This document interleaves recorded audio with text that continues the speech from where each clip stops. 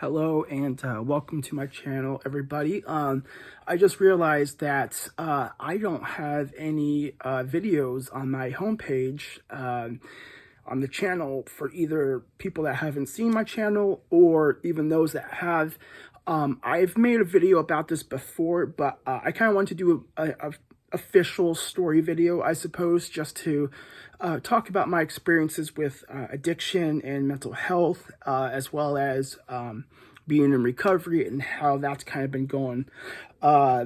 So for those that aren't aware, or I don't know if actually if I ever really stated it, but I'm a 33-year-old man at this time doing this video 2 weeks into September, so it's the 14th of September 2022 right now. So I'm 33 years old. I've been dealing with addiction and substance abuse for sure. I mean, it depends on how you define addiction, but at the very least, I started abusing substances when I was about 17 years old. I had drank like once or twice, very limited, just by stealing some alcohol from my parents' cabinet. But my first foray into substance use was smoking marijuana. Around 17 years old, junior year in high school, I first started smoking it. I really enjoyed it. And I had heard like a bunch of scary things about it from Dare and other programs. And, it's like, oh, well, this is actually kind of fun. And, my life's not ruined. So, maybe they're full of crap. So I continued to smoke. I really don't remember how often, but it was at least a few times a week. Primarily by myself. I would smoke in my room. A lot of my substance abuse was done alone. I've been more of a socially isolated person. But yeah, I smoked for, I'd say about like 6 to 8 months. And then I had found out about cough syrup, Robitussin, that you can buy on store shelves, and the effects that it does. So I started to abuse that. At first, it was maybe like once a week with just one bottle, but then it started to become 2 bottles at a time and more than once a week, to the point where I think at the end of my senior year in high school, at over about like 18 and a half years old, I was abusing 3 to 4 bottles a night, 3 to 4 times a week. It was pretty heavy. So I will say with that, I know it's kind of cliche, but for most of my life, I was a functioning addict and a functioning alcoholic. I've, for the most part, up until 2019, I was able to fulfill all of my obligations, did manage to go to school. Ended up getting a bachelor's of science in biology, and then I later went back to school. I got associates of science in nursing. For a good chunk of that time, I did work either part-time in nursing school, full-time. So I was able to kind of get things done, but I just never really was satisfied and fulfilled in my life. I was just always chasing that high, and had just grown dependent on imbibing some sort of substance just to feel some sort of happiness, some sort of euphoria. And ultimately, it really led to just me living a very unhappy life, even though by societal standards, I, had a good paying job. I had my own place. I had a car, blah, blah, blah, blah, blah. I had this and that. Whereas now, I've been unemployed since 2019, and I'll talk about 2019 in just a few minutes. So I've been unemployed for quite a while, but, and I currently live in a shared sober living house, which I enjoy. I'm very thankful for where I am in life. But I don't have nearly as much stuff as I used to. I don't have a car. I haven't had a car since 2020. And I'm the most happy I've been in pretty much my whole adult life. So it just kind of goes to show that, I think sometimes we expect happiness from things that, it makes life easier to have those things, but it doesn't necessarily mean that your life is happier or easier, like, overall. Before I get into 2019, I will just kind of say, on the flip side with the mental health, that I've struggled with longer than, adolescence or late adolescence. I really can't quite say, but I feel that I've been dealing with some form of depression, and then a bit later, anxiety, since I've been about 12 or 13 years old. I was diagnosed with ADHD when I was in first grade. I was prescribed the usual stimulants, and I think that might have played a role into it, but I'm not saying that that was not the right course of action. I'm not going to look back and say, oh, my parents messed up doing this or I messed up doing that. I might not even, have gone to school later in life if it wasn't for that medication. So please don't get me wrong. That's not what I'm stating. I'm just saying, though, I do remember kind of coming down, spending the evenings as a child, just feeling depressed and restless. And when I later abused stimulants in my life, kind of got those same feelings when it wore off, so I was essentially coming down from stimulants as a child and kind of experiencing the depression from that, but also I think it's just a genetic component too. Let's see. So I dealt with depression a lot of my life. I have had a few hospitalizations for either intense suicidal ideation, wishing to be dead. Well, that's kind of more passive SI. Having thoughts of actively wanting to hurt or end my life. And then there was one of those hospitalizations was a result of me attempting suicide. It was a pretty loose attempt. I don't know if I talked about, I'll have to do that in a future video, but, I had overdosed. I figured it probably wouldn't have been fatal. I did consume quite a bit, but, it wasn't, I wasn't going into that with the full expectation that it was going to end my life. I figured probably not, but it just very depressed thinking and just being fed up with life and my poor decisions. So, fortunately though, my mental health right now has been pretty good. My depression's pretty well controlled. My anxiety is pretty well controlled. So I've been dealing with, they call it dual diagnosis. I've had dual diagnosis for quite a while now. I have been sober since March 30th of this year. So in, let's see, 10, 11 days, I still need to do the math because I count the specific days. But either way, pretty soon will be my 6 months clean, which is the longest link. I'm still like, back when I hit like 2 months, that was the longest amount of time that I've been clean in a row since pretty much 17 years old. So the fact that I'm almost going to be hitting that 6 month milestone is just, it blows my mind away. And I credit, at least doing these YouTube videos as part of that. It has really allowed me to kind of process my stuff, especially the more heavy stuff, which, great segue, 2019. So like I said, I was a functioning addict.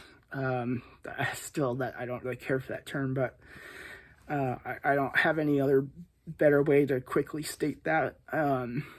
2019 is when I started really abusing, heavily abusing the nitrous oxide laughing gas.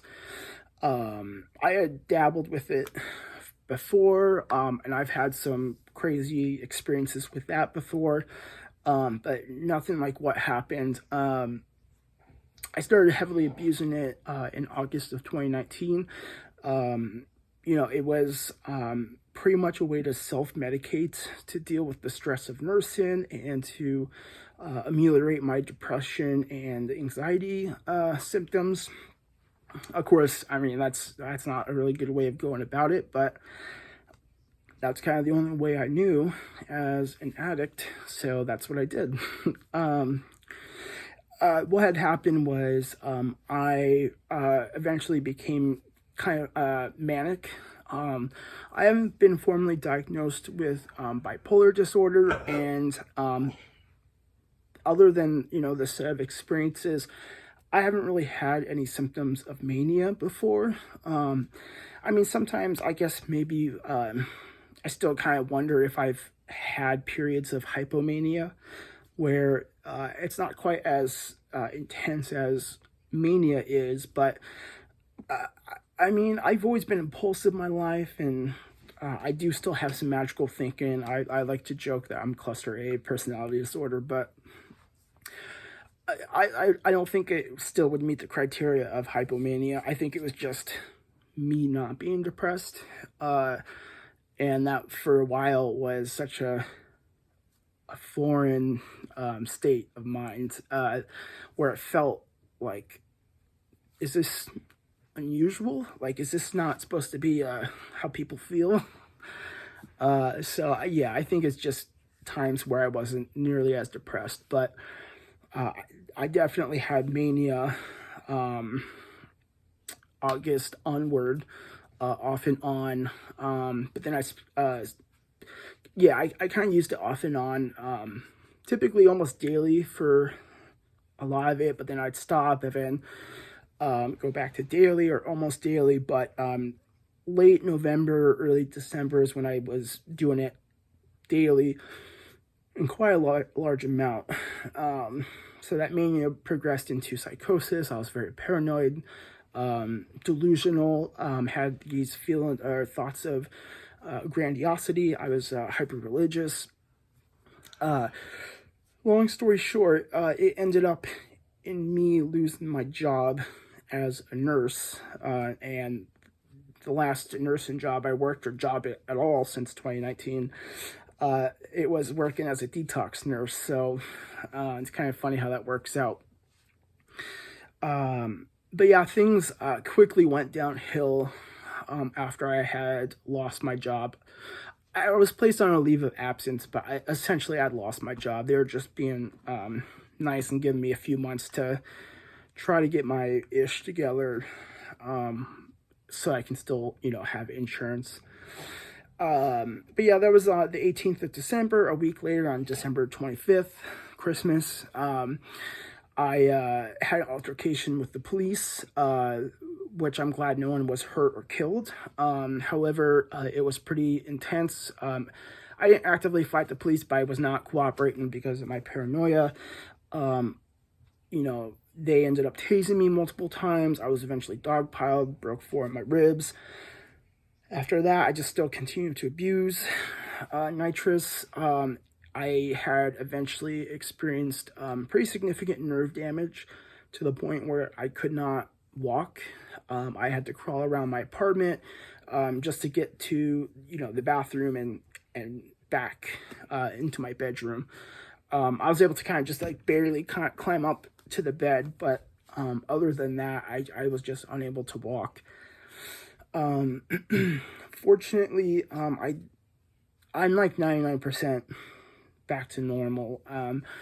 There's still some times where I am a little wobbly on my feet, but from where I was at, I'm a lot better.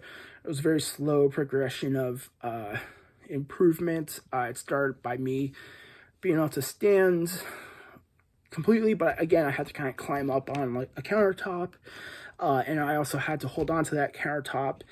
Otherwise, if I let go, I would tip over because my body, I just did not have the ability, my nervous system didn't have the ability to provide the motor excitement for me to have all the stabilizer muscles, and also didn't really have much sensory input, so I couldn't get that feedback and balance.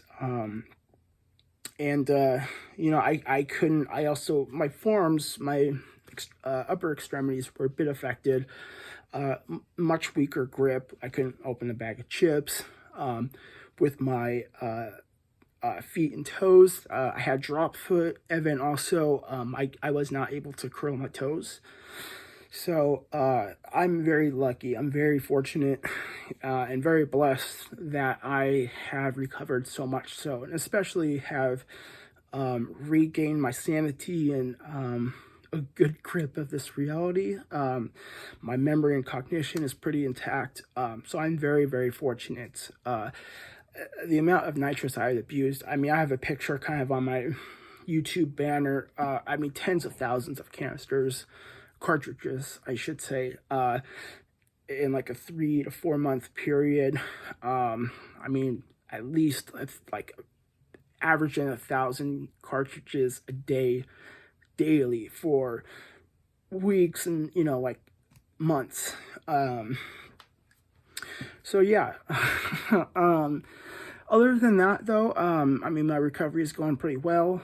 Right now, I'm glad that I'm in treatment. I'm glad I'm in this sober living house. I'm glad that I'm doing this YouTube. Like I said, I feel that it's been pretty helpful for me in my recovery. I've been actively getting myself involved in the recovery community, especially a local recovery cafe, which I'm very thankful for. I've been working on getting education and certification to become, well, I've done a few recovery coach classes, but I will be doing a peer support class next week, and then that way I can be a peer certified counselor, because I would like to work with people with mental health issues and substance abuse, and try and help them, guide them in the right way of kind of successful recovery from their mental illness and from their substance abuse, just as others have helped me. I'm so thankful for the peers I've worked with. So yeah, so I'm gonna kind of, I guess this is kind of a good summary. I think one thing I kind of want to mention, though, too, in a little more definition, I'm a polysubstance abuser, so I never really had a main drug of choice, or, as my counselor says, drug of destruction. You know, I would pretty much abuse whatever got me high, and I mean, that's, you know, runs from the cough syrup, like I said, to salvia, kratom, I mean, just all sorts of stuff, cocaine, bunch of opioids. I can go on and on, bath salts. So the fact that I'm so physically well and mentally well, yeah, it just blows my mind. So, so yeah, I hope you guys, you know, hopefully there's some interesting videos on here for you. I've already gotten some comments and feedback. I'm really thankful that, you know, people have been so kind and supportive and have shared some of their struggles, whether that be with, you know, kratom, or, you know, a loved one's struggles with kratom addiction, or nitrous oxide addiction, and, you know, someone's told me about how they've suffered nerve damage. So yeah, so I'm always welcome to comments, suggestions, constructive criticism. I always appreciate likes, and of course subscriptions. That kind of just helps my channel grow a little bit and be a little more available to other people. So yeah, I hope to continue to do videos, and I thank y'all for watching this video and checking out my channel.